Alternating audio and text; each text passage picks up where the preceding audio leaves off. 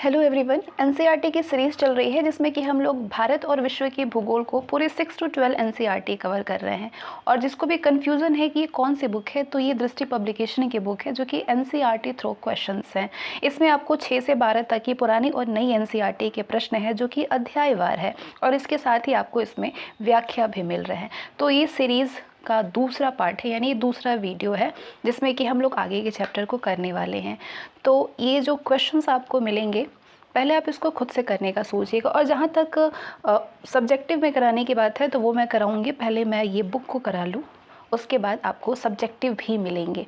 ठीक है, तो जितने भी क्वेश्चंस आपको मिले तो पहले आप उसको देखिए, खुद से करिए। खुद से करने के बाद आंसर देखिए। आंसर जब देखेंगे तो आपको मालूम चलेगा कि आपने जो जवाब दिया था वो सही है या गलत, यानी आप खुद को जांच पाएंगे। उसके बाद जो व्याख्या आपको मिलेगा, व्याख्या से आपके कॉन्सेप्ट भी क्लियर हो जाएंगे।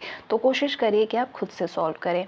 दूसरा जो चैप्टर है क्लास 6 का, भारत और विश्व के भूगोल का, वो ग्लोब है। आपने पढ़ा ही होगा, ग्लोब, अक्षांश एवं देशांतर। तो अब फटाफट से आप क्वेश्चन को सॉल्व करिए। पहला क्वेश्चन है कि विषुवत वृत्त के संदर्भ में नीचे दिए गए कथनों पर विचार करिए। 3 कथन है आपके पास में। पहला कथन ये कह रहा है कि विषुवत वृत्त जो है वो 0 डिग्री अक्षांश को प्रदर्शित करता है। ठीक है। दूसरा ये कह रहा है कि विषुवत वृत्त से ध्रुवों की ओर जाने पर अक्षांशों का आकार क्या होता है, घटता जाता है। और तीसरा आपसे ये कह रहा है कि विषुवत वृत्त से उत्तर या फिर दक्षिण की ओर कोणीय दूरी को मापा, मतलब कोणीय दूरी की माप को देशांतर कहते हैं। जो उत्तर या दक्षिण की कोणीय दूरी की माप को क्या कहा जाता है, देशांतर कहते हैं। तो आप बताइए कि इन तीनों में से कौन कौन सा सही है। अगर आप ये कह रहे हैं कि विषुवत वृत्त 0 डिग्री अक्षांश को प्रदर्शित करता है तो आप बिल्कुल सही जा रहे हैं। अगर आप ये कह रहे हैं कि विषुवत वृत्त से ध्रुवों की ओर जाने पर अक्षांशों का आकार घटता है, फिर भी आप सही कह रहे हैं। लेकिन अगर आप ये कह रहे हैं कि विषुवत वृत्त से उत्तर या दक्षिण की कोणीय दूरी की जो माप होती है उसको देशांतर कहते हैं, तो आप बिल्कुल गलत हैं। ठीक है, तो यानी पहला और दूसरा दोनों सही है और तीसरा गलत है। क्यों गलत है? क्योंकि विषुवत वृत्त से उत्तर या फिर दक्षिण की कोणीय दूरी की माप को देशांतर नहीं अक्षांश कहते हैं। इसे विषुवत वृत्त के दोनों ध्रुवों की ओर अंशों में मापा जाता है। ठीक है, तो ये आपका सही है। बाकी आप पहला और दूसरा दोनों आप सोच रहे थे वो सही था कि विषुवत वृत्त से ध्रुवों तक की जो स्थिति सभी समानांतर वृत्तों को क्या कहा जाता है, अक्षांश वृत्त कहा जाता है। विषुवत वृत्त एक काल्पनिक वृत्त होती है जो कि पृथ्वी को 2 बराबर भागों में बांटता है। विषुवत वृत्त से ध्रुवों की ओर जाने पर अक्षांशों का आकार क्या होता है, घट जाता है। तो कॉन्सेप्ट भी आपके क्लियर हो गए होंगे। चलिए नेक्स्ट क्वेश्चन है आपके पास में। ये 2 सूचियां आपको दी गई हैं, आपको पहले से दूसरे को क्या करना है, मैच करनी है। कर्क रेखा कितने पे, ये आपका 23.5 डिग्री दक्षिण पे होता है ना, सॉरी उत्तर। मकर रेखा, ये आपका मकर रेखा 23.5 डिग्री दक्षिण पे। वहीं उत्तर ध्रुव वृत्त जो होता है ये 66.5 डिग्री उत्तर पे होता है, और दक्षिण ध्रुव वृत्त ये 66.5 डिग्री दक्षिण की तरफ होता है। उत्तरी गोलार्ध में कर्क रेखा कितना होता है, 23.5 डिग्री उत्तर में होता है। दक्षिणी गोलार्ध में मकर रेखा ये 23.5 डिग्री दक्षिण होता है। विषुवत वृत्त से 66.5 डिग्री उत्तर में उत्तर ध्रुव वृत्त होता है। ठीक है, तो ये आपका सही जवाब होगा इसमें दूसरा, तीसरा, चौथा और पहला। अगर आप सी ऑप्शन पे टिक कर रहे थे तो आप बिल्कुल सही हैं। व्याख्या समझिए। विषुवत वृत्त उत्तर ध्रुव, दक्षिण ध्रुव के अतिरिक्त 4 महत्वपूर्ण अक्षांश रेखाएं और भी हैं। कौन कौन सी? उत्तरी गोलार्ध में कर्क रेखा जो कि 23.5 डिग्री उत्तर पे काटती है। दक्षिणी गोलार्ध में मकर रेखा 23.5 डिग्री दक्षिण पे जो कि है। विषुवत वृत्त के 66.5 डिग्री उत्तर से ध्रुव वृत्त, कौन सा वृत्त है वो, आर्कटिक में है। और विषुवत वृत्त के 66.5 दक्षिण में ध्रुव वृत्त, ये आपके अंटार्कटिक वृत्त में है। नेक्स्ट, नीचे दिए गए कथनों में से कौन से सुमेलित नहीं है? पहला है कर्क रेखा एवं मकर रेखा के बीच का क्षेत्र शीत कटिबंध है। कर्क रेखा एवं विषुवत वृत्त के बीच का क्षेत्र शीतोष्ण कटिबंध। कर्क रेखा एवं मकर रेखा के बीच का क्षेत्र शीतकटिबंध में है, शीतकटिबंध है। कर्क रेखा एवं विषुवत वृत्त के बीच का क्षेत्र शीतोष्ण कटिबंध में है। दक्षिण ध्रुव वृत्त एवं दक्षिण ध्रुव के बीच का क्षेत्र उष्ण कटिबंध होता है। तो क्या ये सुमेलित है और है? तो इसमें से कौन सा सुमेलित नहीं है, ये बताइए आप। ये सारे ही गलत हैं, ये सारे ही सुमेलित नहीं है। ठीक है। कर्क रेखा एवं मकर रेखा के बीच के सभी अक्षांशों पर सूर्य वर्ष में एक बार दोपहर में सिर के ठीक ऊपर होता है, इसीलिए इस क्षेत्र में सबसे अधिक ऊष्मा प्राप्त होती है और इसे उष्णकटिबंधीय कहा जाता है। ध्रुव की तरफ सूर्य की किरणें तिरछी होती है। इस प्रकार उत्तरी गोलार्ध में कर्क रेखा एवं उत्तर ध्रुव वृत्त तथा दक्षिणी गोलार्ध में मकर रेखा एवं दक्षिणी ध्रुव वृत्त के बीच वाले क्षेत्र का जो तापमान होता है वो मध्यम रहता है, इसीलिए इसको क्या कहा जाता है? शीतोष्ण कटिबंध कहा जाता है। उत्तरी गोलार्ध में उत्तर ध्रुव वृत्त एवं उत्तरी ध्रुव तथा दक्षिणी गोलार्ध में दक्षिण ध्रुव वृत्त एवं दक्षिण ध्रुव के बीच के क्षेत्र में बहुत ठंड होती है, क्योंकि यहाँ पे सूर्य क्षितिज से ज़्यादा ऊपर नहीं आ पाता है, इसीलिए इसे शीत कटिबंध कहते हैं। ठीक है। अगला प्रश्न है आपके पास, नीचे दिए गए कथनों पर विचार करिए। कथन है, विषुवत वृत्त के ध्रुवों तक स्थित सभी समानांतर वृत्तों को अक्षांश वृत्त कहते हैं। सभी अक्षांश रेखाओं का आकार एक समान रहता है। बताइए सत्य है या नहीं? सभी अक्षांश रेखाओं का आकार एक समान नहीं होता है। बाकी पहला सही है, विषुवत वृत्त से ध्रुवों तक स्थित सभी समानांतर वृक्षों को अक्षांश वृत्त कहते हैं। दूसरा गलत है, जैसे जैसे हम विषुवत वृत्त से दूर जाते हैं अक्षांश रेखाओं का आकार घटता जाता है। तो इस तरीके से विषुवत वृत्त के उत्तर की सभी समानांतर रेखाओं को उत्तरी अक्षांश कहा जाता है और विषुवत वृत्त के दक्षिण स्थित सभी समानांतर रेखाओं को दक्षिणी अक्षांश कहा जाता है। तो उल्लेखनीय है कि अक्षांशों को अंशों में मापा जाता है और दो अक्षांश रेखाओं के बीच की दूरी लगभग 111 किलोमीटर होती है। ठीक है, पहला सही है, दूसरा गलत है।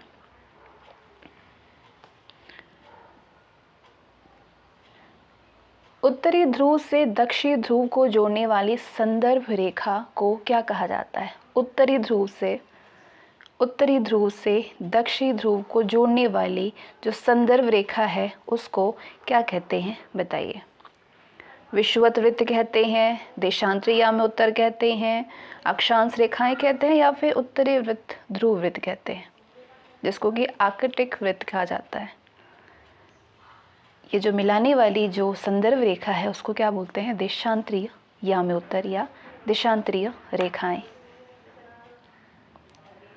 उत्तरी ध्रुव को दक्षिणी ध्रुव से जोड़ने वाली संदर्भ रेखाओं को देशांतरीय याम उत्तर कहते हैं। किसी भी स्थान की सही स्थिति बताने के लिए अक्षांश के अलावा ये भी जानना आवश्यक होगा कि उत्तरी ध्रुव से दक्षिणी ध्रुव को जोड़ने वाली देशांतरीय याम उत्तर से पूर्व या फिर पश्चिम की ओर इन स्थिति की दूरी कितनी है। याम्योत्तरों के बीच दूरी विषुवत वृत्त पर अधिकतम होता है कितना? 1011.3 किलोमीटर और ध्रुवों पर होता है न्यूनतम कितना? 0 किलोमीटर। अगला प्रश्न है, किसी स्थान का मानक समय यानी स्टैंडर्ड टाइम क्या निर्धारित करता है? मतलब ये निर्धारित करने का आधार क्या होता है? आधार अश्व अक्षांश होता है, प्रमुख याम्योत्तर, अंतर्राष्ट्रीय तिथि रेखा या फिर विषुवत रेखा। तो आप कहेंगे प्रमुख याम्योत्तर होता है। देशांतरी याम्योत्तरों की लंबाई एक समान होने के कारण इन्हें सिर्फ मुख्य संख्याओं में व्यक्त करना कठिन था। तब सभी देशों ने ये निश्चय किया कि ग्रीनविच, जहाँ पे ब्रिटिश राज्य की वेधशाला स्थित है, वहाँ से गुजरने वाली याम्योत्तर से पूर्व और पश्चिम की ओर गिनती शुरू की जाए। इस याम्योत्तर को प्रमुख यामोत्तर कहते हैं और इसका मान 0 डिग्री देशांतर है, यानी कि ये स्थान मानक समय निर्धारित करने का आधार बना। तो यहाँ से हम 108 डिग्री पूर्व या फिर 180 डिग्री सॉरी ये 180 डिग्री होगा। ठीक है, 180 डिग्री पूर्व या 180 डिग्री पश्चिम तक गणना कर सकते हैं। क्या बोलते हैं इसको? प्रमुख यामोत्तर। आधार क्या होता है? प्रमुख यामोत्तर होता है। नेक्स्ट, निम्नलिखित में से कौन सा कथन सत्य है? क्या क्या कथन है?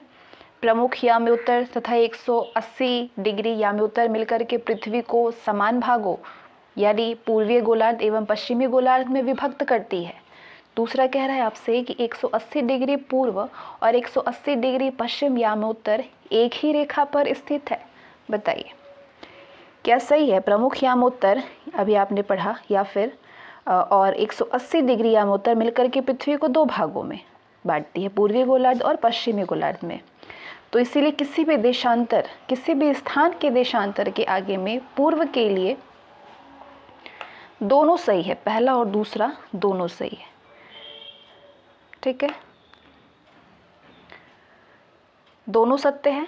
प्रमुख यामोत्तर तथा 180 डिग्री यामोत्तर मिलकर के पृथ्वी को दो भागों में बांटती है, विभक्त करती है, पूर्वी गोलार्ध और पश्चिमी गोलार्ध। इसलिए किसी भी स्थान के देशांतर के आगे पूर्व के लिए अक्षर पूर्व तथा पश्चिम के लिए अक्षर पश्चिम का उपयोग करते हैं। ठीक है, और दूसरा ऑप्शन आपसे ये कह रहा था कि 180 डिग्री पूर्व और 180 डिग्री पश्चिम यामोत्तर एक ही रेखा पर स्थित है। तो 180 डिग्री पूर्व और 180 डिग्री पश्चिम यामोत्तर एक ही रेखा पर स्थित है और 180 डिग्री देशांतर रेखा को अंतर्राष्ट्रीय तिथि रेखा के नाम से भी जाना जाता है। नेक्स्ट,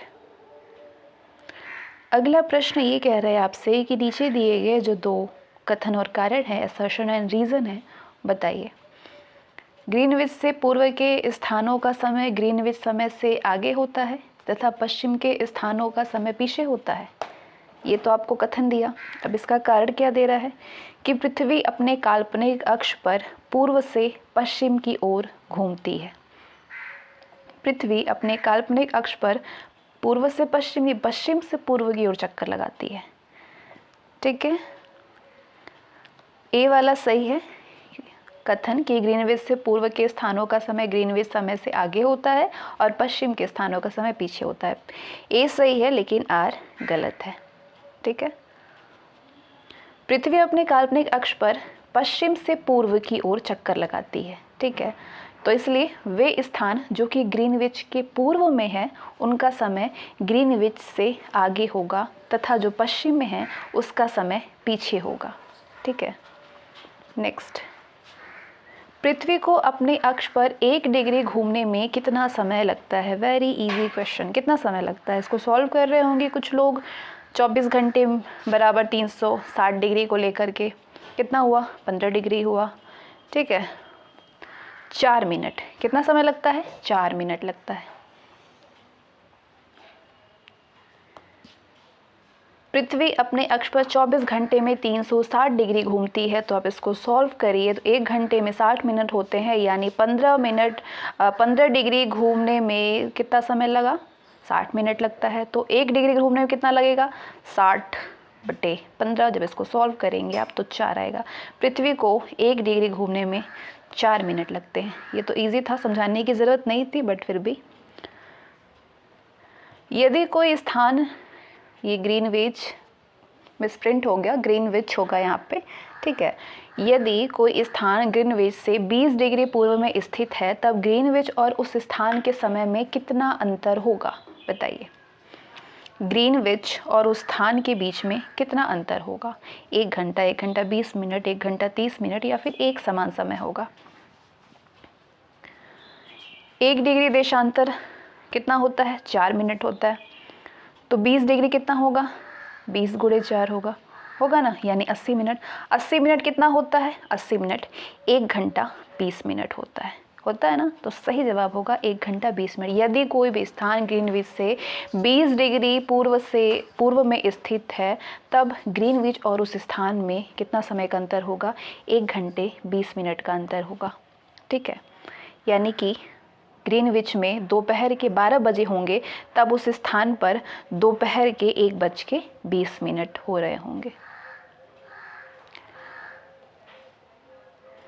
भारत के किस याम्योत्तर रेखा के स्थानीय समय को भारत का मानक समय माना जाता है? बताइए। भारत में 82 डिग्री 30 मिनट पूर्व, 82 डिग्री 30 मिनट पूर्व। गुजरात के द्वारका और असम के डिब्रूगढ़ के स्थानीय समय में लगभग 1 घंटा 45 मिनट का अंतर होता है। इसलिए ये आवश्यक था कि देश के मध्य भाग से होकर के गुजरने वाले किसी याम्योत्तर के स्थानीय समय को देश का मानक समय माना जाएगा।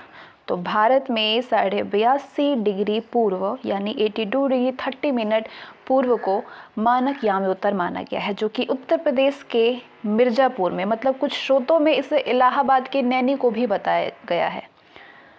ठीक है, उत्तर प्रदेश के मिर्ज़ापुर से होकर के गुजरती है। अगला प्रश्न, भारत का मानक समय ग्रीनविच के मानक समय से कितना आगे या फिर पीछे है? भारत का मानक समय 5 घंटा 30 मिनट आगे है। ठीक है, क्यों है? भारत का मानक समय याम्योत्तर ग्रीनविच के 82 डिग्री 30 मिनट पूर्व में स्थित है, तो इसीलिए यहाँ का समय ग्रीनविच के समय से 5 घंटा 30 मिनट आगे है। इसीलिए जब लंदन में दोपहर के 2 बज रहे होंगे, उस टाइम भारत में शाम के कितने 7:30 बजे होंगे। इसके बाद क्लास 6 का ये तीसरा चैप्टर है पृथ्वी की गतियाँ। पृथ्वी की गतियाँ आप लोगों ने पढ़ा होगा, तो क्वेश्चन का आंसर करिए। नीचे दिए गए कथनों पर विचार कीजिए। सब्जेक्टिव भी कराई जाएगी आपको, और बहुत जल्द, पहले इसका एनसीईआरटी हो जाए, उसके बाद हम लोग पॉलिटी भी करेंगे, फिर हम लोग सब्जेक्ट पे आएंगे और सब्जेक्टिव सारी चीज़ों को कवर करेंगे, चाहे आपके साइंस हो गया, आपके ज्योग्राफी हो गया, सारी चीज़ों को सब्जेक्टिव भी कवर करते चलेंगे। पहला कथन आपसे ये कह रहा है कि पृथ्वी का अपने अक्ष पर घूमना घूर्णन कहलाता है, और दूसरा कह रहा है पृथ्वी की सूर्य के चारों ओर एक स्थिर कक्षा में गति को परिक्रमण कहते हैं। तो बताइए कौन कौन से सत्य है? दोनों सही है, दोनों सही है, पहला और दूसरा। पृथ्वी अपने अक्ष पर निरंतर घूमती रहती है और लगभग 24 घंटे में एक चक्कर पूरा करती है, और इसको क्या कहते हैं? घूर्णन कहते हैं। सूर्य के चारों ओर एक स्थिर कक्षा में पृथ्वी की गति को परिक्रमण कहते हैं, और इस परिक्रमा को पूरा करने में लगभग कितना समय लगता है? 365 दिन 6 घंटे लगते हैं। ठीक है, नेक्स्ट, पृथ्वी अपने अक्ष पर कितने डिग्री झुकी हुई है? इसका आंसर तो आप लोगों ने तुरंत किया होगा कि 23.5 डिग्री झुकी हुई है। प्रदीप्ति वृत्त यानी सर्कल ऑफ इल्यूमिनेशन किसे कहते हैं? सर्कल ऑफ इल्यूमिनेशन किसे कहते हैं? बताइए। पृथ्वी सूर्य से प्रकाश प्राप्त करती है, तो पृथ्वी का आकार एक गोले के समान है ना? तो ग्लोब वो वृत्त होता है जो कि दिन और रात को विभाजित करता है, उसको प्रदीप्ति कहा जाता है। पढ़ा है आपने? क्या होगा? ग्लोब वो व्यक्ति, सॉरी, ये वृत्त होगा। ठीक है, वृत्त। ग्लोब पर वह वृत्त जो दिन तथा रात को विभाजित करता है, वो क्या होता है? प्रदीप्ति कहलाता है, प्रदीप्ति वृत्त कहते हैं उसको। ठीक है, वृत्त। Option C is the right answer. पृथ्वी सूर्य से प्रकाश प्राप्त करती है और पृथ्वी का आकार गोले के समान है, इसीलिए एक समय में सिर्फ इसके आधे भाग पर ही रोशनी प्राप्त होती है। ठीक है, तो ग्लोब पर वह वृत्त, ये क्या वृत्त से कोई दुश्मनी थी क्या मेरी? वृत्त होगा, यहाँ पे वृद्ध हो गया है। ठीक है, तो ग्लोब पर वह वृत्त जो कि दिन तथा रात को विभाजित करता है, उसको प्रदीप्ति वृत्त कहते हैं। क्या कहते हैं? प्रदीप्ति वृत्त कहते हैं।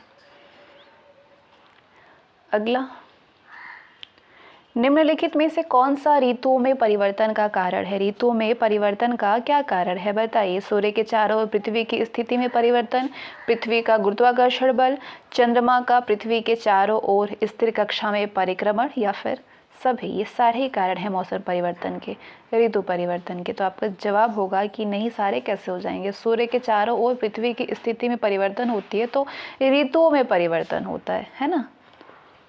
पहला वाला सही है। सामान्यतः एक वर्ष को गर्मी, सर्दी, बसंत, शरद ऋतु में बांटा जाता है। पूरे एक वर्ष को, तो 4 महीने आपके हो गए।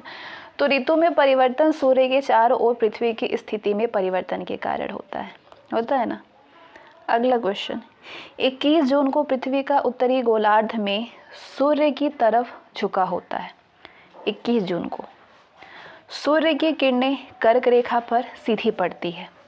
इसके परिणाम स्वरूप अधिक ऊष्मा प्राप्त होती है।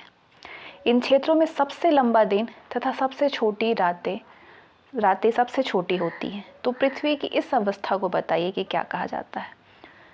उत्तर अयनांत कहते हैं इस अवस्था को। क्या कहते हैं? उत्तर अयनांत।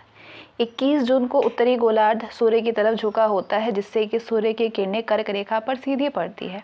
उत्तरी ध्रुव सूर्य की तरफ झुका होता है तथा उत्तरी ध्रुव रेखा के बाद वाले जो भाग होता है उस पर लगभग 6 महीनों तक लगातार दिन रहता है। चूँकि उत्तरी गोलार्ध की बहुत बड़ी भाग में सूर्य की रोशनी प्राप्त होती है उत्तरी गोलार्ध को, इसलिए विषुवत वृत्त के उत्तरी भाग में गर्मी का मौसम होता है और दक्षिणी भाग में क्या होता है? जाहिर सी बात है, सर्दी का मौसम होगा। पृथ्वी की इस अवस्था को उत्तर अयनांत कहते हैं। क्या कहते हैं? उत्तर अयनांत कहते हैं। ठीक है, नेक्स्ट, दक्षिण अयनांत के संदर्भ में बताइए कुछ। दक्षिणी ध्रुव सूर्य की ओर झुका होता है। सूर्य की किरणें मकर रेखा पर सीधी पड़ती है। दक्षिणी गोलार्ध पर छोटे दिन एवं लंबी रातों वाली ऋतु होती है। बताइए कौन कौन सा सही है? दक्षिण ध्रुव सूर्य की ओर झुका होता है, ये गलत है। ठीक है, ये गलत है। पृथ्वी की ये जो होता है दक्षिण ध्रुव, पहले आप इसको पूरा समझ लीजिए, फिर एक्सप्लेनेशन आपको बताई जाएगी। दूसरा और तीसरा सही है, पहला वाला गलत है। अगर आप आंसर कर रहे हैं ऑप्शन बी तो बिल्कुल सही कर रहे हैं। ठीक है,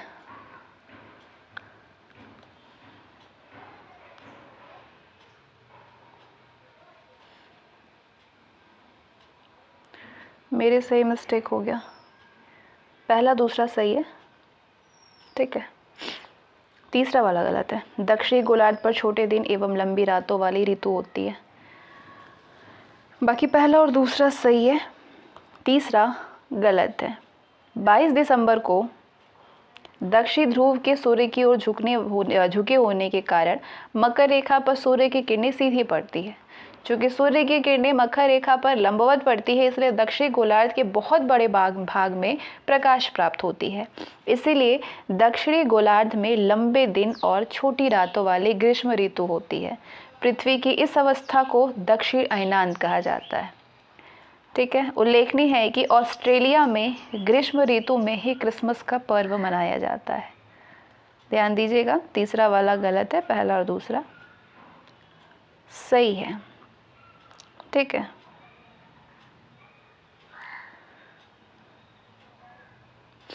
अगला प्रश्न आपसे ये कह रहा है कि विषुवत के संदर्भ में जो ये कथन दिए गए हैं इसमें से कौन से सत्य हैं। इस अवस्था में सूर्य की किरणें विषुवत वृत्त पर सीधी पड़ती है। पूरी पृथ्वी पर दिन और रात बराबर होते हैं। कोई भी ध्रुव सूर्य की ओर नहीं झुका होता है। ये तीनों ही सही है। विषुवत वृत्त के बारे में, विषुवत के बारे में तीनों सही है। 21 मार्च और 23 सितंबर को सूर्य की किरणें विषुवत वृत्त पर सीधी पड़ती है। ठीक है, और 23 सितंबर को उत्तरी गोलार्ध पर शरद ऋतु होती है, जबकि दक्षिणी गोलार्ध पर बसंत ऋतु होती है। और 21 मार्च को स्थिति इसके बिल्कुल अपोजिट होती है। लीप वर्ष में कितने दिन होते हैं? लीप वर्ष जिसे कि अधिवर्ष भी कहा जाता है, 366 दिन होते हैं। जाहिर सी बात है, क्यों होते हैं वो भी आप जानते हैं। पृथ्वी को सूर्य की एक परिक्रमा पूरी करने में लगभग 365 दिन और 6 घंटे लगते हैं। तो सुविधा के लिए हम वर्ष में 365 दिन गिनते हैं, 6 घंटे को छोड़ देते हैं। 6 घंटे का जो समय है उसको छोड़ देते हैं। तो 4 वर्षों में 24 घंटे यानी कि 1 दिन का अंतर हो जाता है। तो इस अतिरिक्त दिन को फरवरी के महीने में जोड़ा जाता है। तो इसलिए प्रत्येक चौथे वर्ष फरवरी माह में 28 दिन के बदले 29 दिन का होता है। तो हर चौथा वर्ष 366 दिन का होता है और इसे ही हम लीप वर्ष कहते हैं। ठीक है।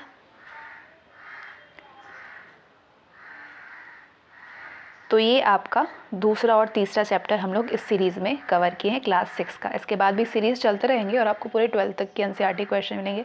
थोड़े थोड़े कम इस समय मिल रहा है, लेकिन अब नेक्स्ट टाइम आपको और बढ़ाई जाएंगे। यानी नेक्स्ट जो वीडियो आएगा उसमें हम लोग पूरे क्लास 6 की एनसीईआरटी को कवर कर देंगे। उसके बाद क्लास 7 और 8 को एक साथ कवर करेंगे, फिर 8 और 9, और नई और पुरानी दोनों ही एनसीईआरटी को इसमें सम्मिलित करके बनाया गया है। तो ये बहुत अच्छी चीज़ है इस बुक में, तो इसलिए इस बुक से ही मैं कवर करा रही हूँ। ठीक है, मिलते हैं नेक्स्ट सीरीज़ में। और नेक्स्ट सीरीज़ को भी आप ज्वाइन ज़रूर से करेगा आप एनसीईआरटी के क्वेश्चन पाने के लिए।